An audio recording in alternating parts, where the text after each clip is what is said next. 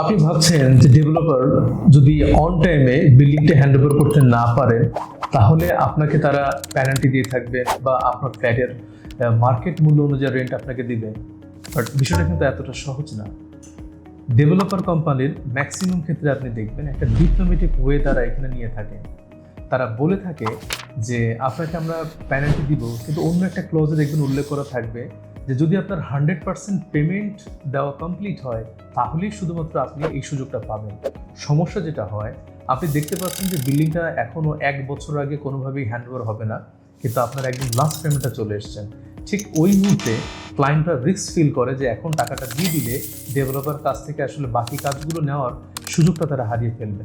তারা তখন এগ্রিমেন্টের এই ক্লজটা দিয়ে মূলত কাস্টমারদের সাথে প্রতারণা করে থাকে। তাই যখন কোনো এগ্রিমেন্ট করবেন, আপনার সতর্ক থাকুন যে বিল্ডিংয়ের কাজের যে অবস্থান, যে ক্রমান্বয়ে যে কাজের যে প্রোগ্রেস, তার সঙ্গে মিলিয়ে আপনাদের পেমেন্ট শিডিউল করুন। তাহলে ডেভেলপার আপনার সারা জীবনের ইনকামের মূল্যবান টাকা নিয়ে অন্য কোনোভাবে মিসইউজ করতে পারবেন না। এই ব্যাপারটা অবশ্যই মনে রাখার চেষ্টা করবেন।